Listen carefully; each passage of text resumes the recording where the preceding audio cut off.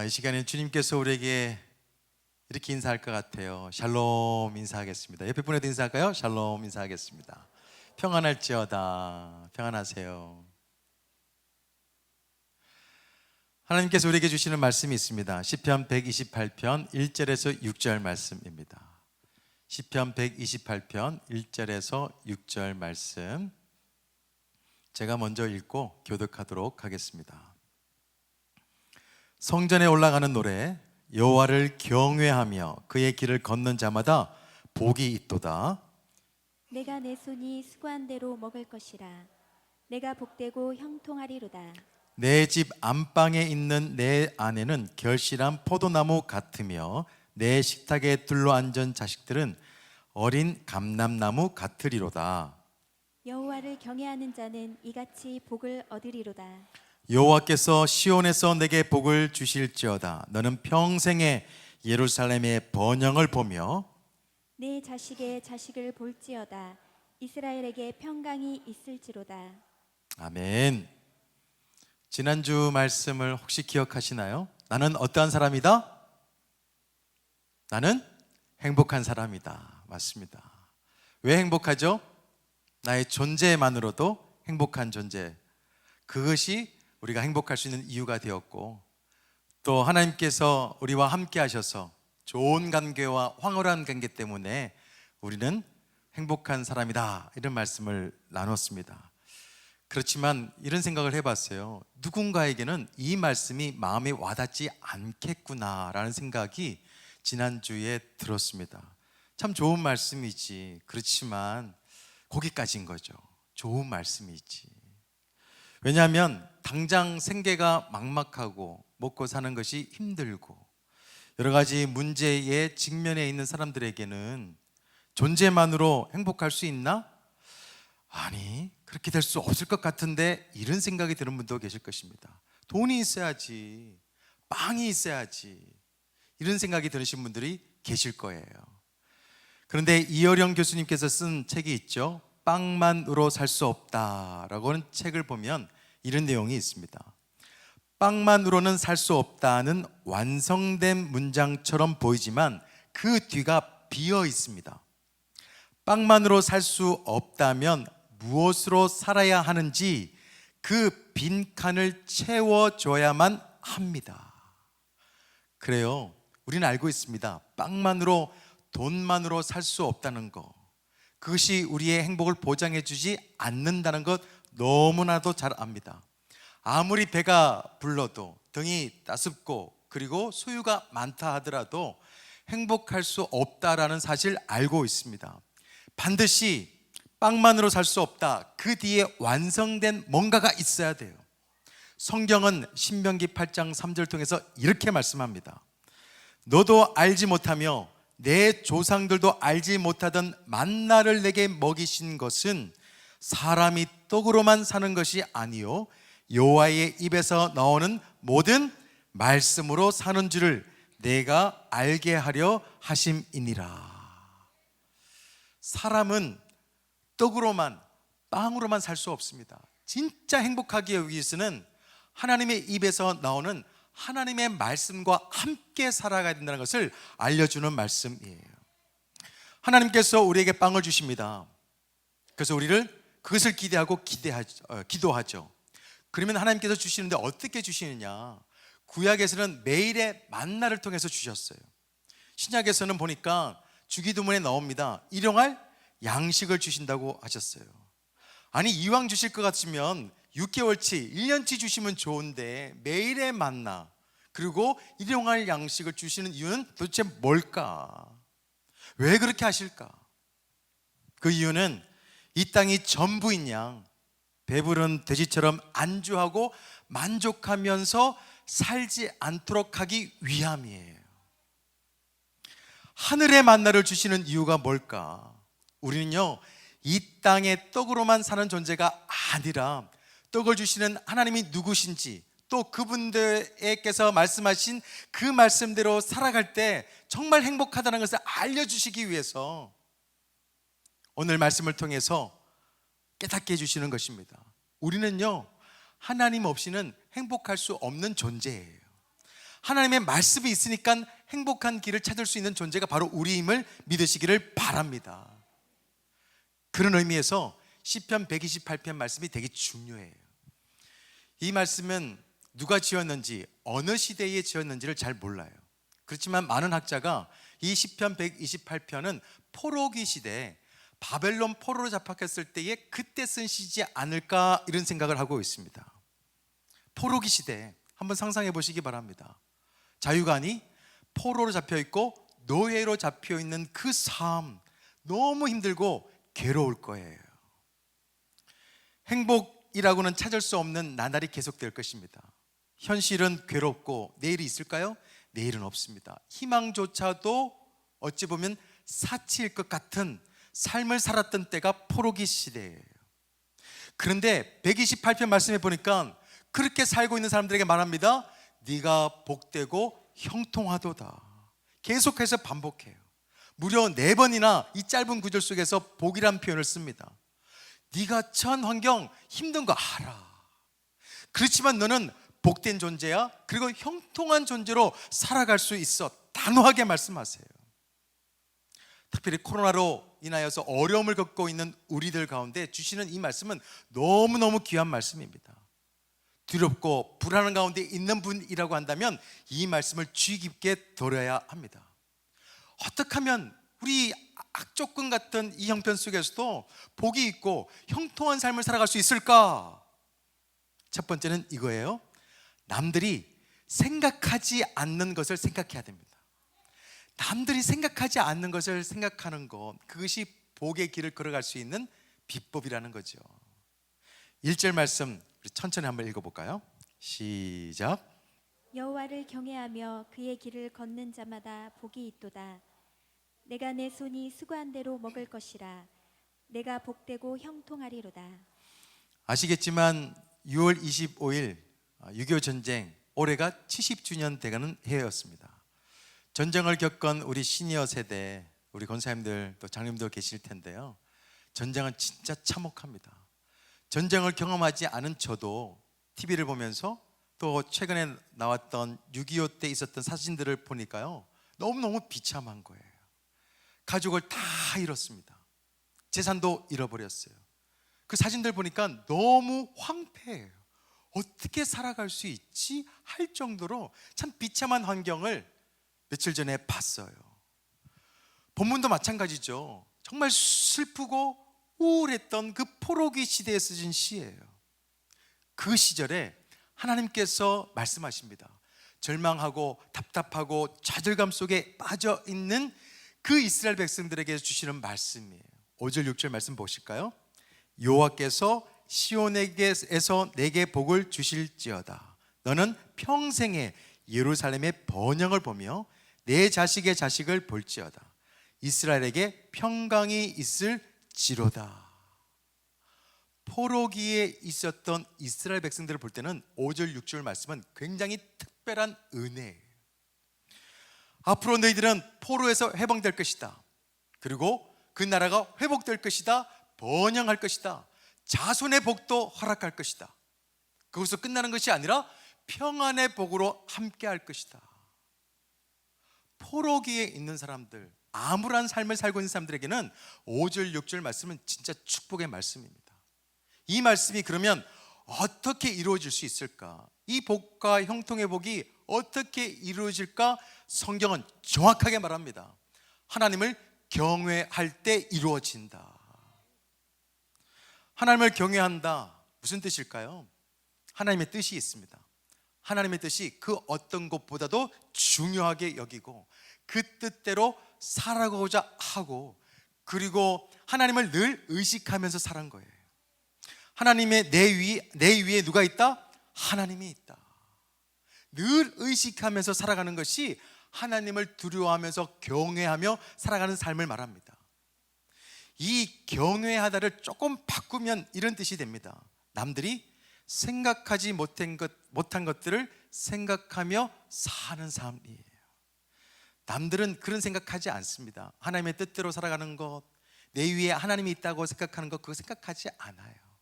근데 하나님을 경외하는 사람들은 남들이 생각하지 못했던 그 생각을 하면서 사는 사람들입니다.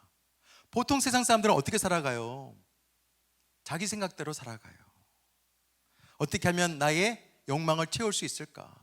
어떻게 하면 이 야망을 빨리 성취할 수 있을까? 어떻게 하면 내 이익을 극대화시킬 수 있을까?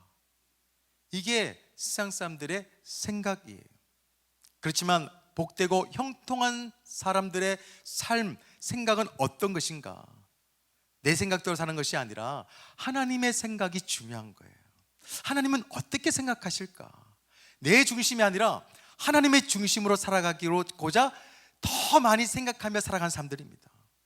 내 뜻을 이루고 내 주장을 하고 내 말이 맞아 라고 하기 전에 하나님의 뜻이 내 삶과 내 가정과 내 교회에 이루어지기를 기도하는 사람들이에요. 내 만족과 내 이익을 생각하는 것보다도요, 하나님께서는 어떤 것을 기뻐하실까? 하나님께서는 어떤 것을 원하실까? 이것을 먼저 생각할 수 있는 사람, 하나님을 경외하는 사람들이고 하나님의 축복과 형통의 복을 누리며 살아가는 사람들이에요. 그래서 유진 피터슨이라고 하는 유명한 목사님께서요, 영성이 뭔지 아십니까? 라고 하면서 답을 주셨어요. 영성은 나에 대한 관심을 끊고 하나님에 대한 관심을 갖는 거예요. 나에게 집중하는 것이 아니라 하나님께 집중하는 것이에요. 그런데 오늘 본문의 말씀을 보니까요, 하나님을 경외하는 사람들, 남들과 다른 생각을 하는 사람들, 남들이 생각하지 못한 것을 생각하며 사는 사람들에게 주는 축복이 있어요. 그 축복이 뭔가 한번 보실까요? 2절 말씀에 나옵니다. 내가 내 손이 수고한 대로 먹을 것이라 내가 복되고 형통하리로다. 한번 생각해 보세요. 내가 내 손이 수고한 대로 먹을 것이라, 이것을 복이라고 성경에서 제시하고 있습니다. 마음에 드세요? 어떤 분들은 양이 안 찰 것 같아요. 아니, 하나님을 경외하고 다른 사람들과 다르게 생각하면서 살아가고자 작정한 사람들에게 주신 축복이 고작 이거야? 라고 하는 사람들도 있을 것입니다. 실망한 사람도 있을 수 있어요. 실망을 넘어서 허탈감도 들 수 있습니다. 고작 이거? 보통 우리가 생각하는 복은요, 어떤 복이에요? 우리가 조금 뿌리더라도 30배, 60배, 100배 이렇게 넘치는 복을 주시는 분이 하나님 아닌가요? 그리고 불가능한 일들 참 많이 있는데 그것이 해결되어지는 아주 기적과 같은 복, 이것을 기대하시잖아요. 우리가 뿌린 것보다도 더 많은 것을 거두기를 원하는 게 우리들 바람이잖아요. 그런데 2절 보니까 솔직히 인간적으로 볼 때는 또 하나님을 경외하고 남들과 다른 생각을 하면서 살아가는 사람들에게 주시는 복이 뭔가 좀 극적인 요소가 없는 것 같아요. 뭔가 확 주시면 좋겠는데 네가 수고한 만큼만 주겠다. 너무 평범하고 당연한 이야기예요. 이런 생각이 들었어요. 이 정도면 내 노력으로도 충분히 보상받을 수 있는 거 아닌가? 이런 생각이 들었어요. 더군다나 3절 보니까요, 비슷한 말씀이 더 계속되는 것을 볼 수 있습니다. 3절, 내 집 안방에 있는 내 아내는 결실한 포도나무 같으며 내 식탁에 둘러 앉은 자식들은 어린 감람나무 같으리로다. 아니, 집에 있는 안방에 아내가 있는 것, 밥 먹자라고 하면 식탁에 둘러 앉은 이 아이들이 복이다, 이 모습이 복이다, 이렇게 얘기하고 있습니다. 어떻게 이 평범한 일상이 형통한 삶이 될 수 있을까요? 근데 한번 생각해 보세요. 포로가 되었던 이스라엘 백성들에게는 이러한 평범한 일상이요, 그들에게는 엄청난 축복이에요. 자유인들에게는 자유가 그렇게 대단하지 않습니다. 평범합니다. 그런데 포로된 자들, 노예에게는 이 자유는 너무나 특별한 거예요. 이 사실을 지금 코로나 시대에 겪고 있잖아요. 체험하고 있지 않습니까? 평범한 일상이 얼마나 축복인지를 우리가 지금 경험하고 있어요. 사실 가정에 어려움을 당하고 있는 분들을 보면 평범한 가정이요, 부러울 수밖에 없습니다. 실직해서 재정적인 어려움을 겪고 있는 분들에게는 평범한 직장이 부러울 수 있어요. 건강이 힘든 분들에게는 약 먹지 않고도 살아가는 그 삶, 그 평범한 삶이 굉장히 부럽습니다. 그래서 우리가 평범해 보이는 일상이 하나님을 경외하는 자들에게 주는 축복일 수 있구나, 다른 생각을 가지게 되어집니다. 그래서 우리는 매일의 감사로 하나님 앞에 나아갈 수 있어야 돼요. 수고한 만큼 먹게 해주는 이 일상 같은 이 삶이 하나님 앞에 감사의 조건이 될 수 있어야 합니다. 그렇게 해야 할 이유가 있어요. 지금 우리가 128편 말씀을 봤는데요, 그 앞에 127편 말씀에 이런 말씀이 나와요.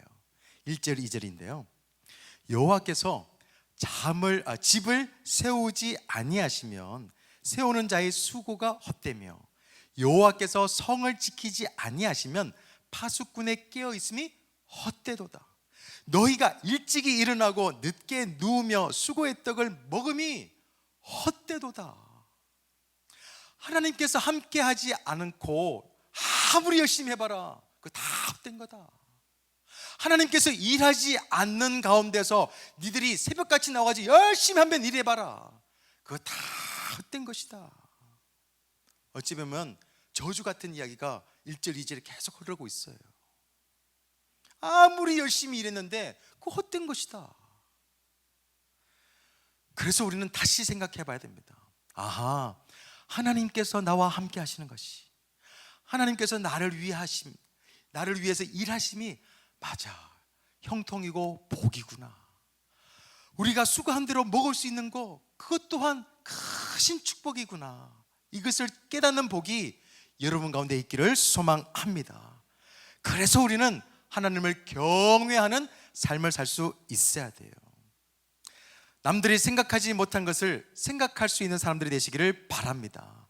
남들이 보지 못하는 것을 볼 수 있는 믿음의 눈이 여러분 가운데 있기를 소망합니다.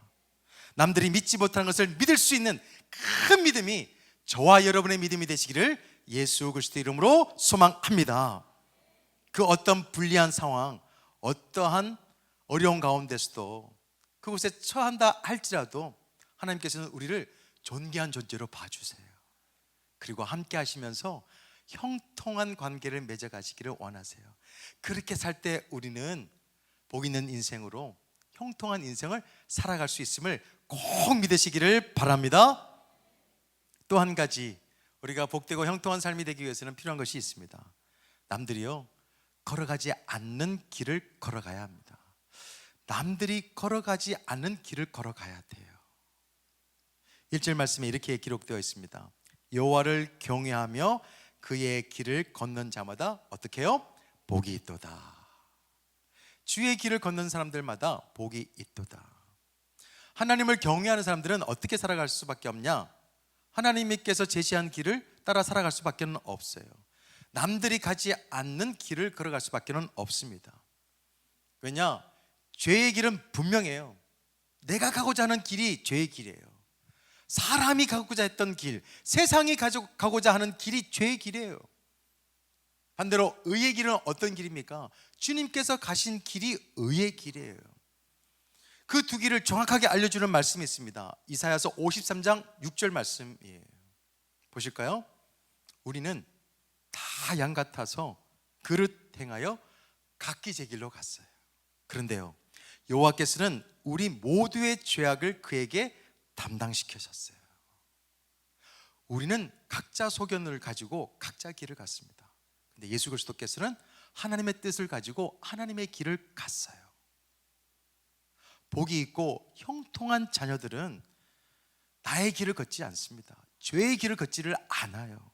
힘들어도 남들이 가지 않다 하더라도요 주의 길을 걷는 사람들이에요. 왜? 예수님이 길이시기 때문에, 생명이시기 때문에, 진리시기 때문에. 요한복음 14장 6절에 그렇잖아요. 내가 곧 길이요 진리요 생명이라고. 하나님께 나아가고자 원하느냐? 이 길밖에 없다. 복의 길을 걷고자 원하느냐? 이 길밖에 없다. 히브리서 10장 20절 말씀은 살 길이 어딘지를 알려줍니다. 우리가 살 길, 그 길은 우리를 위하여 휘장 가운데 열어놓으신 새로운 살 길이라고. 우리는 남들이 가지 않은 새로운 살 길을 찾아서 가야 합니다. 세상 사람들이 가고자 하는 길 대신에 주님이 만들어 놓으신 그 길을 걸어가야 돼요. 그 길이 축복의 길이고 형통의 길이고 새로운 살 길이에요. 여러분, 죽겠어요?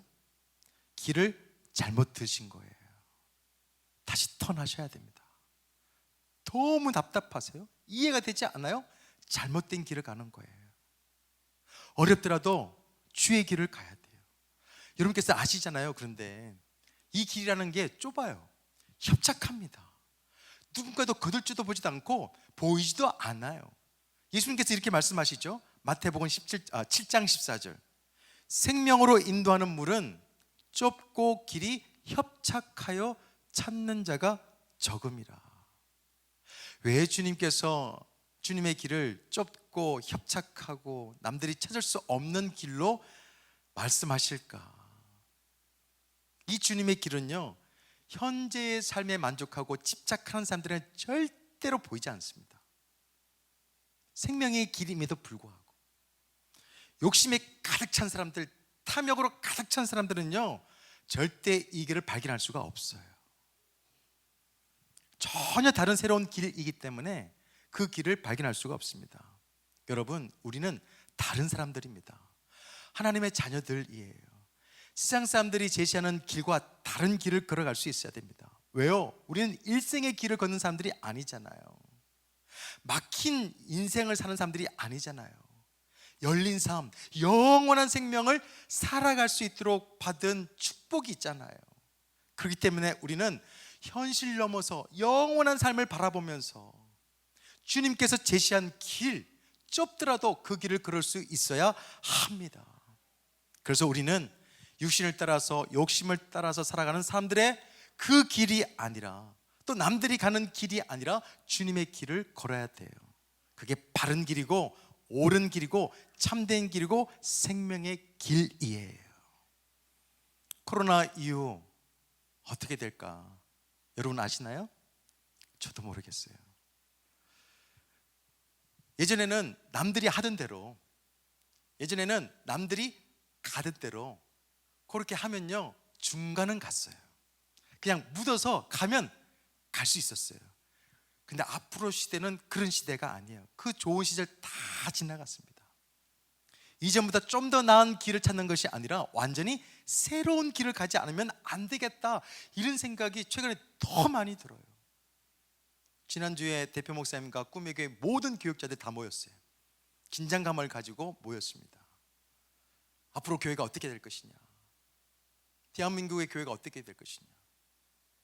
그러면서 대표 목사님께서 그런 말씀을 하세요. 코로나 이전의 사역, 목회 다 불태워버렸다. 그 불태우지 않으면, 다 버리지 않으면 새로운 길 찾을 수가 없다. 맞아요. 그러면서 새로운 목회를 위해서 새로운 결단을 한 시간이 있었습니다. 새로운 살 길을 찾으려고 그러면 과거의 길들 다 접어버려야 돼요. 지금은 그래요. 야, 이 길이야, 이 길로 가야 돼 라고 하는 확실한 내비게이션 없습니다.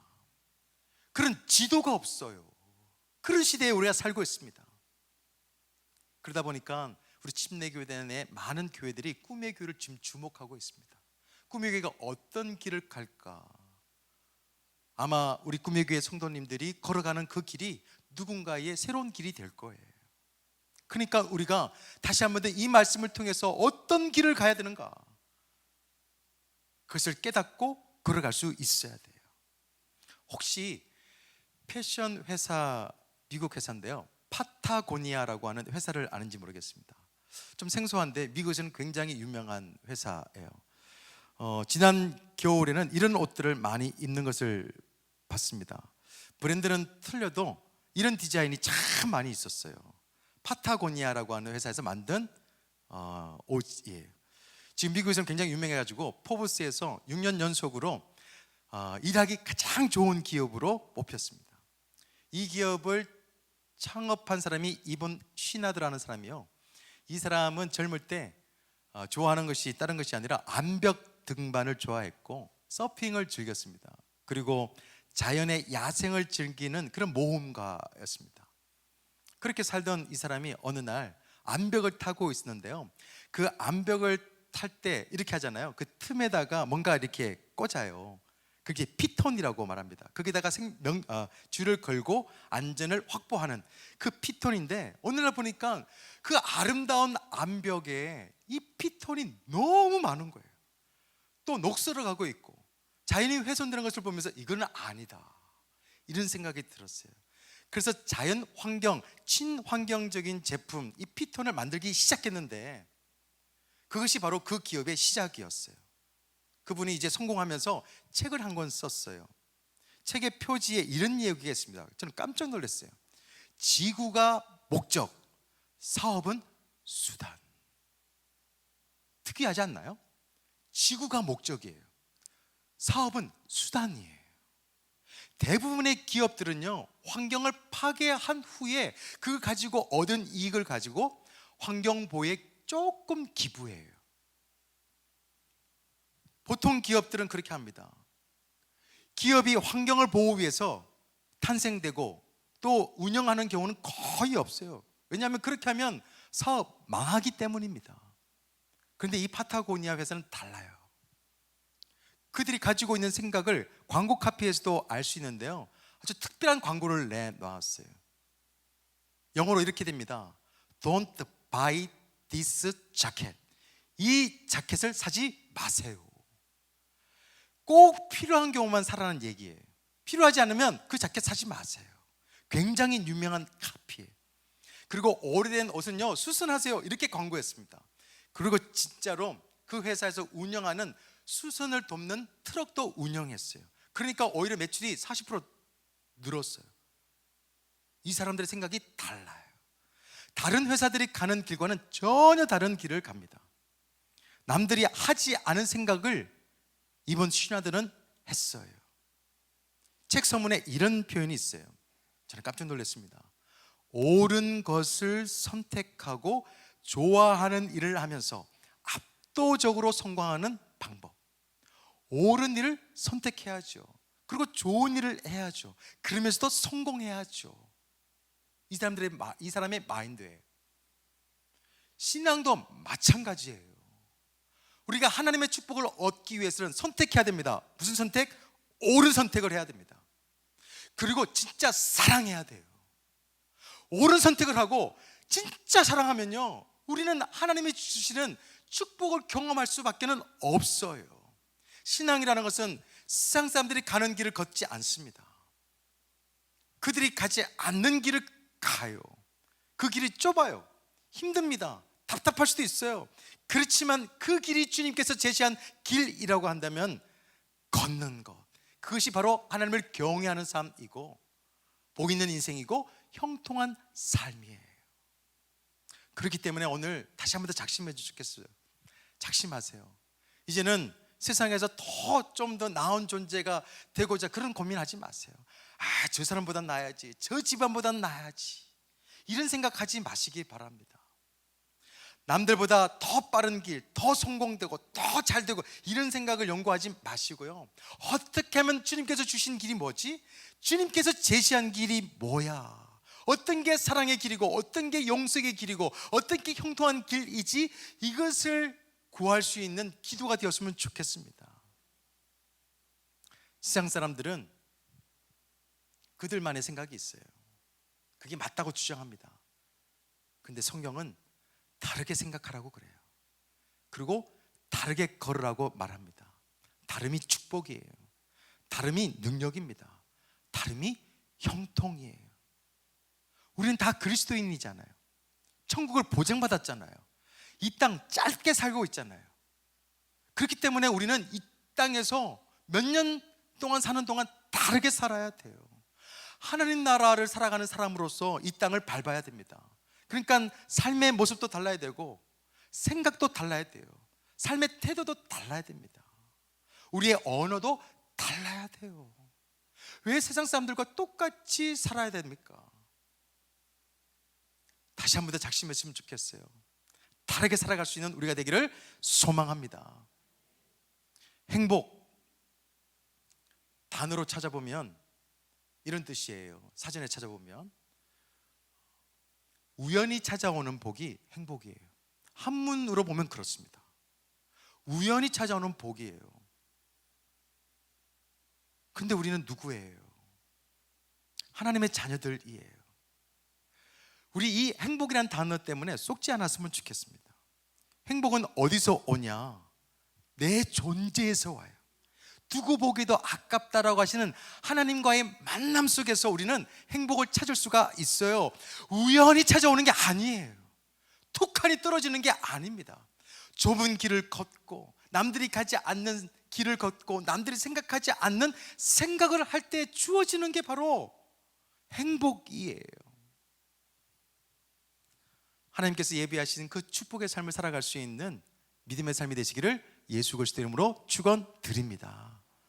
말씀을 맺습니다. 시편에 보니까 부제가 이렇게 시작되죠. 성전에 올라가는 노래라고 기록되어 있습니다.